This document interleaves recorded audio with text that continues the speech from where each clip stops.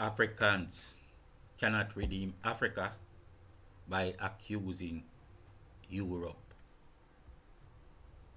Africans cannot redeem Africa by accusing Europe.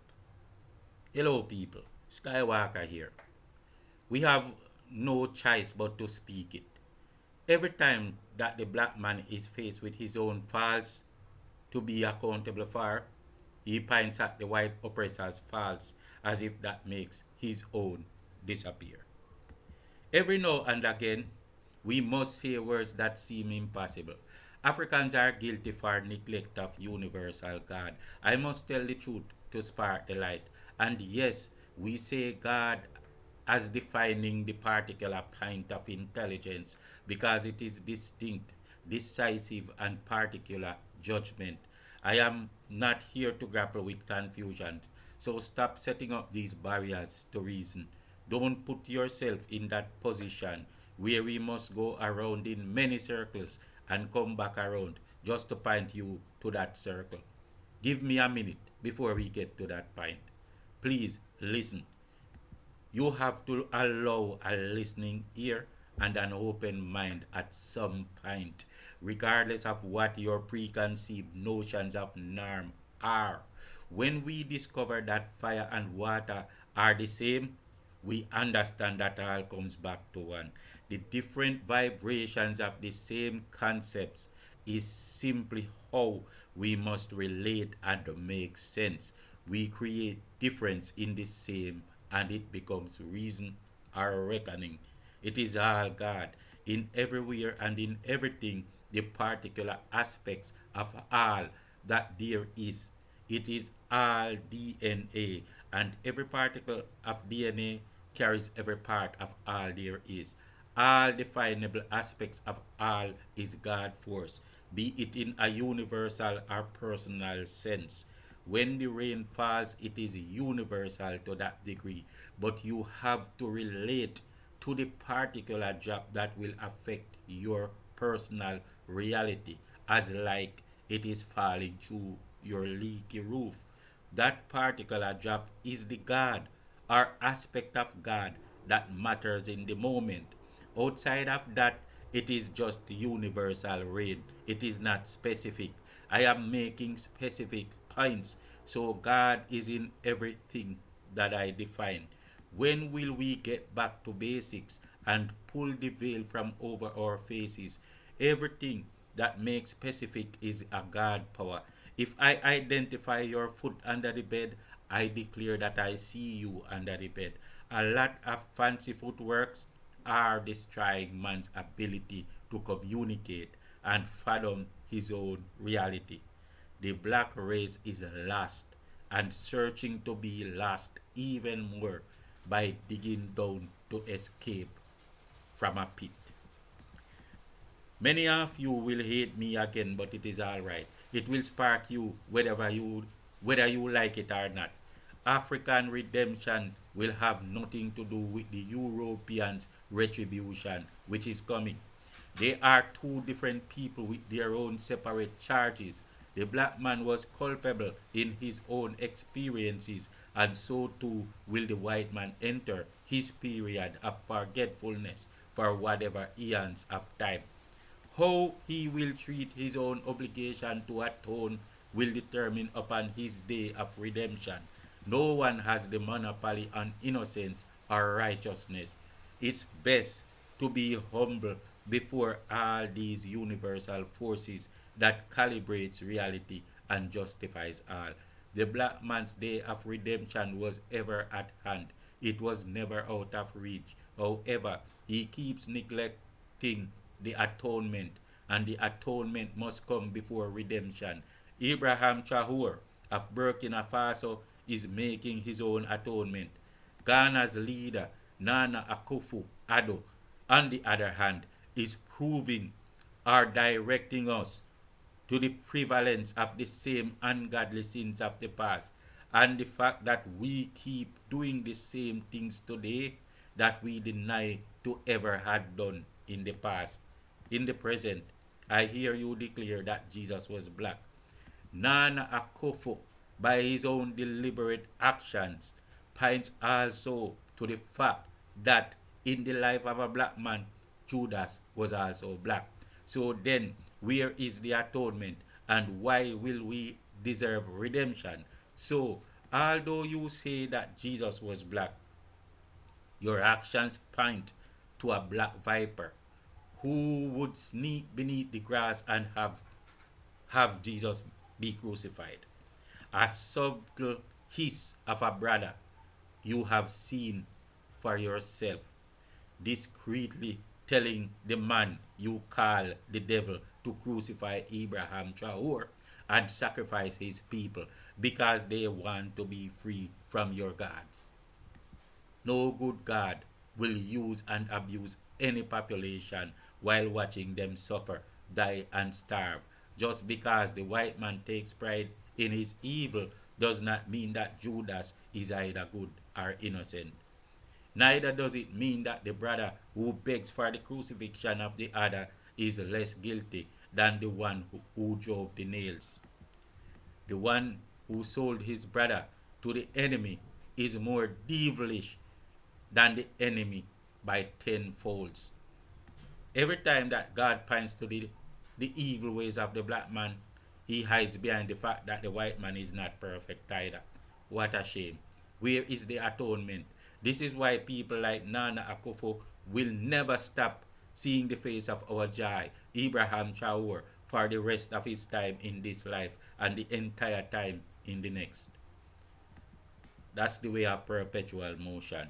You cannot be the same as yesterday and expect that today you will be absolved. Hell and heaven exist in the parallel and all dimensions. Without the prison walls, the anarchy will destroy the earth.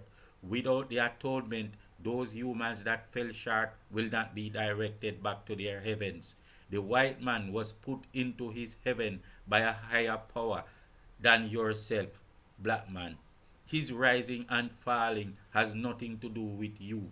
Do not think you will celebrate and claim that he fell because of his sins against you. The white man will fall because of his sins against himself and all the breaches he performed in the divine plane.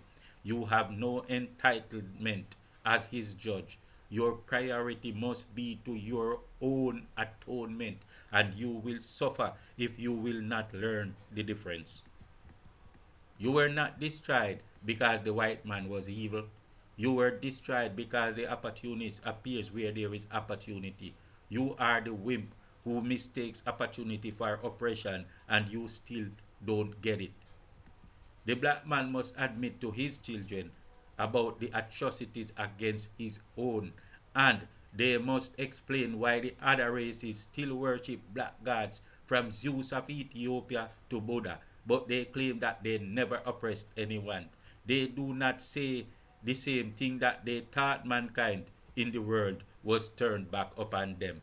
They want us to believe that a government that will easily let the police shoot at his people indiscriminately while they were in the right. A man who shows no love for his own children was so kind and loving that he never hurt another in his life, maybe except his own. You adore them because they received power. Yeah. You adore the white man because he received power, and it was forced upon you as them being superior. However, you say that you treated them so fine because of universal love that you have a monopoly on. They now play victims. I mean you. You now play victims. So focus on the fact that the white man turned the black god white and pulled back that trick on you. I am black and my sins are not dependent on my neighbors to solve. The white man is not responsible for who I am. He has done many wrongs, but I am me. Moreover, the white man is not culpable for all your own actions. What you do to others, you do to you. The white man has done things to himself, but it is not my lot to care. It is my lot to protect my own and me. not to be opportunity for opportunists and then play the victim. The lion was never slain by the leopard until the lion chose to be jumped. In earlier times, the entire world knew that black meant purity and other races were devils that could not ascend. It is about what you teach others when the swing song is up for you. According to biblical doctrines from the Bible and from other superior sources, Noah, a mutant who was one of the rare ones that appeared white on earth, even thousands of years after the original woman slept with other species regarded as aliens. Well, Noah had three sons. One of these sons had Noah's mutation, and he was Noah's favorite. Noah, in his disingenuous way, accused the darkest son of buggery, as in he was assaulted by one son when he was asleep in his drunken state. Sodomy was viewed as the utmost sin, deserving of the ultimate punishment. Noah knew that if he cursed his son to eternal damnation to serve his favorite son forever, he would seem justified by using the accusation, considering the gravity of that sin. And he even alluded to the fact that the culprit add insult to injury as well, showing no remorse and skinning his teeth about it. This same theme, the accusation of the black man, black male, comes up all day, every day today, for it is how perpetual motion works until this season is absolved, and we are at a point where this season is being absolved. It will be a different space for us and a different space for the other race. Many black men continue to go to prison for accusations that the white man and especially white woman makes in similar form.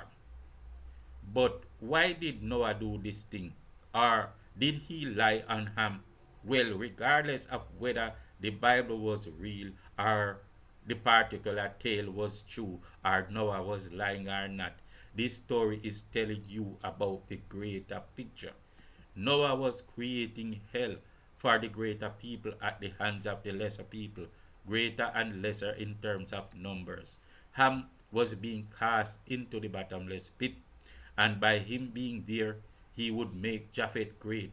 In fact, Noah actually said it in the book of Enoch, but it's for those that read and pay attention, for those with eyes to see. Sodomy as a sin was so abominable that it even caused the annihilation of an entire population. And those that were given privilege to get out of Sodom and Gomorrah could not even look back, or they themselves would be annihilated. If they looked back, it was taken as a sign that they would come to the new dispensation with a tendency to look to the back or to the behind. The angels insisted that it had to be in front and not behind. Noah was motivated to make Ham a slave, and he and his possessions subject to his white son Japheth for a period of eons in perpetual motion, and he created a culture to make it happen. He placed prejudice into the mind of Japheth. Then later on, when Aisha and Jacob were born, the culture and mindset continued that Aisha would own Jacob, who was Israel, and would be visited and managed by God, but that God would be Esau or the seed of Esau. Many an African in West Africa had, in the recent past, uttered words like, if you are going to church and you see a white man, turn back. Why? Because you already saw who you were going to see, right? No, from Shem, Ham, and Japheth, we now have Aisha and Jacob. It means that it became Japheth, distinct as a people, and Ham and Shem subordinated to him. Israel was just a part of the sheep herd made up of the other two tribes. They were led by God's spells of religion. This is how you know a sheep people. A sheep race is led by God's spell, just like the Arabs and the Africans, even the Indians. Am I telling you that the Bible is a divine inspired book of truth? I am not making comments about its validity, which would never help those with no eyes to see anyway. I am simply showing you the design that was created from thousands of years ago, and it is up to you to consider why it was made so. Noah began to feed the vegan population meat. He made blood sacrifice into a divine ritual, and he was regarded as he who did marvelous things on earth. Noah was guided by a higher force which protected him and his favored ones. Those that were the sheep, like Israel, the children of Ham, are the children of Shem, mixed with the children of Ham, whether you believe it or not, lived only to obey and sacrifice themselves, like Jephthah did to his own daughter, or make sacrifices of the creatures of the earth. Noah was creating the corruption of the original woman that wrongfully slept with Igwe demons and making them more like the Igwe bloodsuckers. Noah, also by serving his master, the Igwe, was serving divine justice in perpetual motion. For by these great eons and time innumerable, the purging would have to be, or total destruction and damnation would have to be. Pick one. In all this time, when the Igwe blood sacrifice gods were managing Israel, Japhet was a free man, and Israel, the sheep, believed that Japhet was only the infidel. No, Japhet was free and empowered to rule you. The Igwe chose Noah like Noah chose Japhet, and the common denominator, right down to Aisha and Jacob, was that the chosen one was white and an excuse was formed to incriminate and charge the black one for a crime. By that crime, he would be forever cursed to servitude. Wherever you find this story, in whatever book you read, this is what happened. The white man has done quite wickedly, but so too has the black man who owned the entire state before the mutations. After the mutations, the black man was also complicit in everything that happened to the black man. The black man has come to a time where redemption is at hand. Star children have been born to the highest gods of the galaxies. In them, we have the power of gods over all gods. For them, the melanated ones must make atonement for redemption, or they will rise and take down their parents. Useless black leaders, you told them to respect you regardless of what you do to them. You made it a foolish culture to say the old and dying were more important than those that kept the race alive. And then you have no respect for them. They can't correct you and they can't even speak. They are wise to you now. I do not bow with respect to their fathers. I bow in fear and respect for them. From the little baby, from even that young suckling to the 30-odd-year-old, I bow in reverence to them. And you old dinosaurs had better respect the face of God, for these children are your gods and saviors of legacies you do not deserve. At least until you make the atonements, you do not deserve them. Redemption does not come to a people just by them being the Melanites. Even the children of Aisha will find their redemption after the spirit of fallen Igwe they also absolve, because they are also your children in a sense. Their time of entering to the bottomless pit is almost here.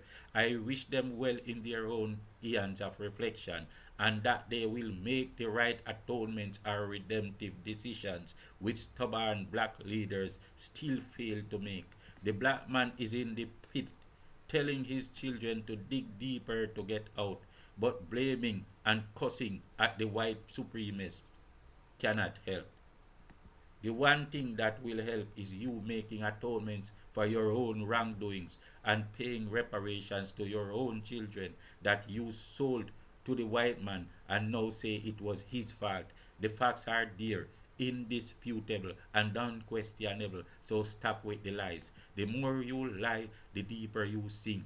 Even perpetual motion will keep pushing truth into your face until you admit to it. The white man will make his own atonement for his own sins in his own time, and it will not be the black man serving any justice to him. How can you serve justice when you are not even justified? There are still those that self-hate, like Ruto and Akufo, and there are still cowards that take up leadership, like two-sided machete, Diomifi of Senegal. And these are the most dangerous of the black traitors.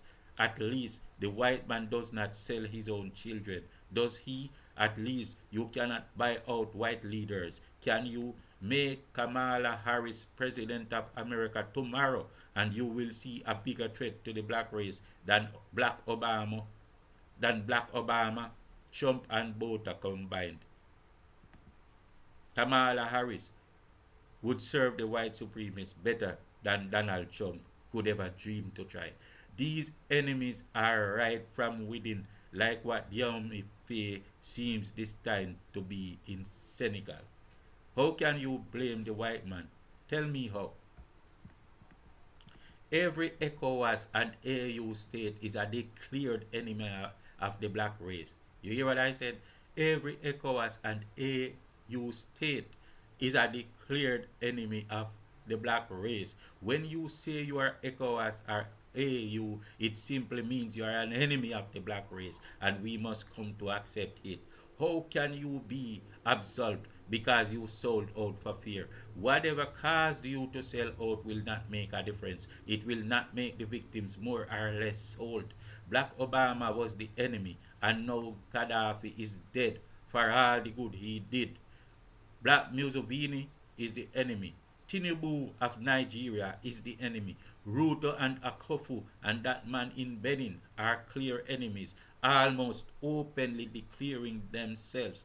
How can you have a people where almost every leader has openly sold out, but they are blaming imperialists? How can you call for a democracy by applying tyrannical and dictatorial means, but you expect the people to trust and believe in you? You will kill Gaddafi because he does too good for Africa, and you will blame the white man. You will destroy Dangote because he gives Nigeria the greatest gift ever, and then you will find excuses. Senegal, your leader, Diomaye, is a frenemy, which is 1,000 times more dangerous than being the flat out enemy. He goes to the Sahel, back to ECOWAS and the AU, and from these anti-Africa organizations, he is in France, being petted like his name was Ruto. Yes, we have problems with the evil and loveless dinosaurs that will sell their own children, but we must be careful with the most educated ones of our youths, for some are pompous and will fall through the evil cracks. You can't expect a Sahel leader to host you while you operate like a spy. There can be no two ways about it. The lives of their people are in danger, but you come to give them a scare. Insensitive and heartless, acting like a crocodile. People, those that followed me from day one, know the things I said and what happened after in all cases. If one person sees this video, it will affect the all. And if it is prevented or blocked in any way, it will speed up the process of liberation. I say these seemingly impossible words all the time, but because of your conventional minds that are grounded to the 3D sense of practicality, 3D science, you never see that it keeps coming to pass. Remember when my videos began. Remember all that I told you and remember all these outcomes. There is a higher science than this one which is limited to a paradigm. You need to begin to entertain the unseen. There was a time when you had no notion of oxygen because you did not know how to entertain the wisdom of the unseen. Then again, there was a time, even before that, when you knew the secrets of the unseen without using limited conventional means. People, please pause this video and add your support by hitting the like button, Share the content and subscribe as well. That would help the movement. I told you in one video that by these words being restricted, blocked, or the likes, all my words will come to pass sooner. You may have seen it, but you cannot grasp the science behind it. You would believe that it is either a long string of coincidences or you believe it's magic, black magic or something evil. Yet you see the airplane fly in the sky and you agree that it's science, not black magic. I tell you that it is exactly the same. It is just that the parts of science that you are closed off from are still active anyway. If you live in central Jamaica, far from the beach, you conceive a different world of rivers and ponds, but the reality of the beach experience will still exist at the beach. I try to refrain from saying so many things, and more I think I will try. When those who have eyes to see say words that were compelled within the ancestral genes, these are the words of God. It is the defining will of perpetual motion, meaning that it was cemented in the cosmic to become a powerful force. If these words are being restricted, then they will implode. What is implosion? Look up the word. As above, so below. As in the physical, so in the spiritual. The word is a powerful will to be, which makes it force. It is the most powerful force, for idea is master of every force. Every conception is idea. Idea created the world. You cannot contain it. When this force is already written in the cosmic and you try to contain it, with a greater force, it creates the implosion. You will only see major uprising and people will begin to repeat that same information you try to suppress. You will demonstrate this all day because you disbelieve. You talk about science and practicality, but when you see real practical science formulas, you are bent by 3D, and that will be your downfall. The British Army training unit is in Kenya, Batok. And as the name suggests, these British men are even getting away with ungodly behavior against the buttocks of boys. And I am not joking right now. I am angry.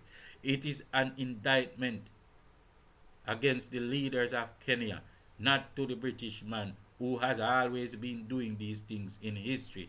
And that's why you should know not to tell the enemy, especially one known for nasty grapes from all angles, positive or negative, to get behind you. Either he will stab you in the back or stick you in the butt. And how then can you blame him for you giving him the opportunity? I am angry about this. Yet Kenya is in Haiti, fighting Haitians over Haiti to serve victory to the side that serves the purpose of France. When the soldiers are away, who protects their children's behinds in Kenya? The colonizers have free reign in Kenya. They can dirty grapes a little girl, unalive her and throw her in a hole. Then they can go on social media to joke about it. There is no state protection from the Kenyan government. Because they are people like Ruto, because it is their gods that are doing it. The buttocks use chemicals to burn the land, and after it is burned, nothing can be planted there again, and people have to be displaced. These are the leaders in Africa that claim they were not responsible for slavery and it was all the white man's fault. We were talking about the evil ECOWAS and AU leader, and one African justified by saying, we can't blame the African leaders because it is the white man's fault who is causing problems in Africa, and there could be no ECOWAS without France. Imagine that. There could be no ECOWAS without France, but there could be ECOWAS and AU without the African leaders, right? How would that make sense? How come the Sahel is not in AU? Is it because the French did not ask them? All this passing the blame without making atonement. Africans are skipping over their obvious faults, determined to point fingers. Don't you see that yet? Kenya is in Haiti, fighting with Haitians, and you see all these Kenyan comments calling the Haitians that are fighting for their own cause and for their own country gangsters, enemies of Haiti and all the works. Kenyans declaring Haitians enemies to Haiti and criminals in Haiti as if it is their place to do so. They pray to their God to protect their invading Kenyan brothers and win against the Haitians they invaded in Haiti. What is different about what the white man does here? Then they make comments about Kenyan Gen Zs and the Nigerian Gen Zs and lament over how wicked Ruto and Tinubu of Nigeria wrongfully call them hoodlums, gangsters, and criminals for fighting for their rights. But Haitians don't deserve that same autonomy in life, right? I said that the actions of the black man has always proven that Judas was black. Because they are not Kenyans or Nigerians, they don't deserve the same autonomy. That is how brothers treat brother. How do you justify that? It cannot be justified. Once there are two factions in Haiti, one up against the other, it is a nation crisis, not a Kenyan crisis, not a Jamaican crisis, not a Nigerian crisis. You can help when both parties agree for you to help. How they ask you to help. Oh boy. It cannot be justified. But they are all in Africa saying that it was the white man who came to Africa and sold himself some African slaves, though. Africa lies and hate you for the truth. But they will never make atonement before God and man. They expect that they are entitled to reparations that they themselves owe because they were the first people on earth. And they never did anything to any other people, not even those in the West that still bear the scars and yoke of slavery, their own brothers. Yes, the white man was and is. The white man was and is wicked. But the brother who sold a brother to someone so wicked may be considered as worse. Think about that. Africa could never colonize Finland and then send Belgium there to keep the slaves in check. Kenya, huh? Why do Africans treat the truth with such contempt while they point fingers? The black man's problem is the black man's fault. Anywhere there is opportunity, there is opportunist. Wherever there is opportunity, the opportunist comes. The lions are gathered where there is prey. This is why you are the people that pray the most. Praying is an agreement to subject before the shepherd, the predator. You need not pray to God. You communicate with God. Where the hens are gathered, the cocks will come. Where the prey is gathered, the predator comes. You are the prey. You beg to be the prey. You beg for the blood of the Son of Man, and that is why you are the one race that sell your children and keep them in slavery to be sacrificed. You are that one race that others see as useless because you want to be the sheep and pray to everyone else. How can you blame the opportunist for opportunities you give to him, including the backsides of your sons, the fronts of your daughters, and the blood of your children, and everything that is your dignity? You do it gleefully, proudly, and voluntarily, even before they asked you.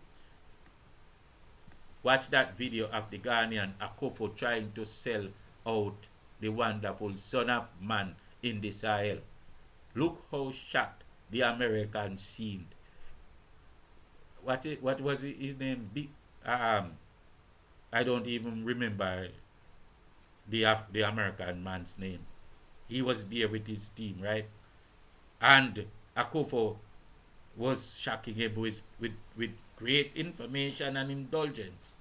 It was too much information and they did not have to dig for it.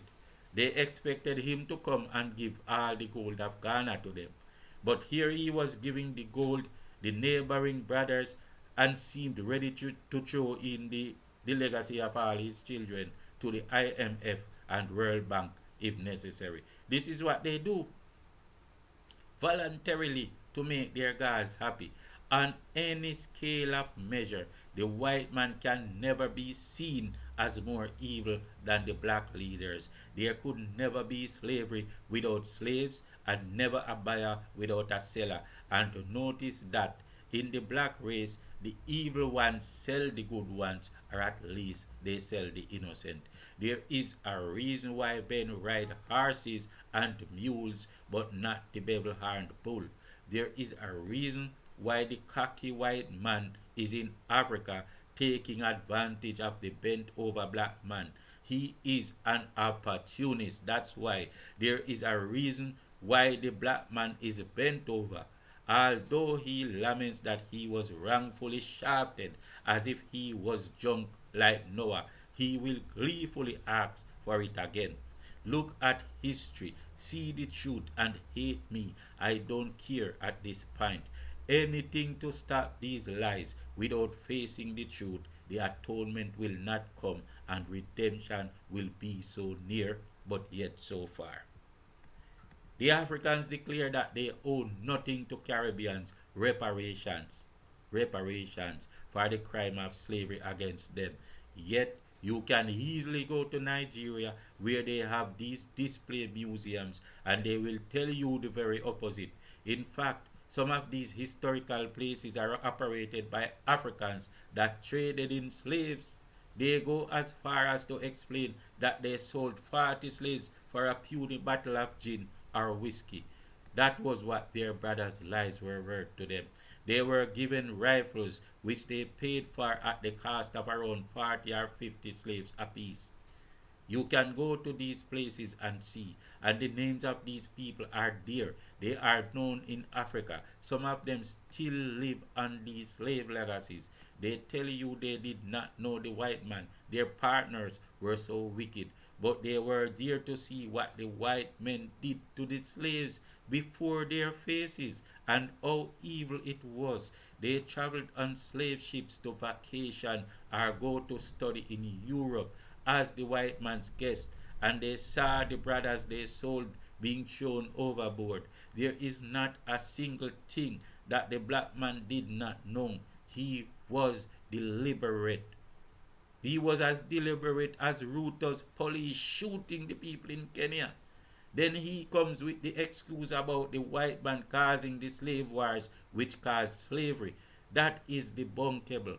Nana Akufa would sell Abraham Traore for white man's whiskey anyway, for he was doing it from day one when the white man handed him the first gun and bullets. The present is perfect image of the past.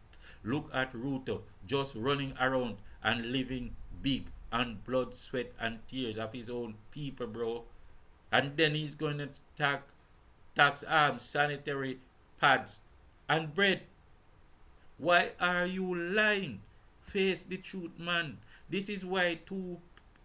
This is way too petty. And you would rather challenge God Almighty instead of telling the truth.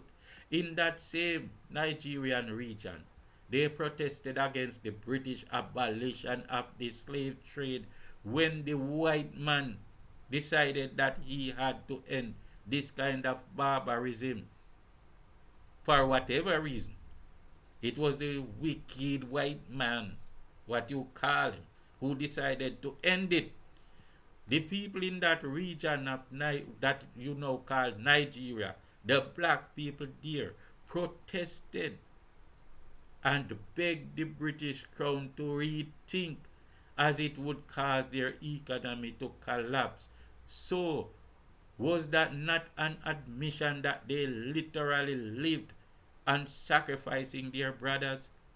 Blood sacrificing? This is what you Christian religion is also about. You being the sheep, bowing as prey before your gods and making human sacrifices of your own. What else did you believe that it was or could be? You do it with glee.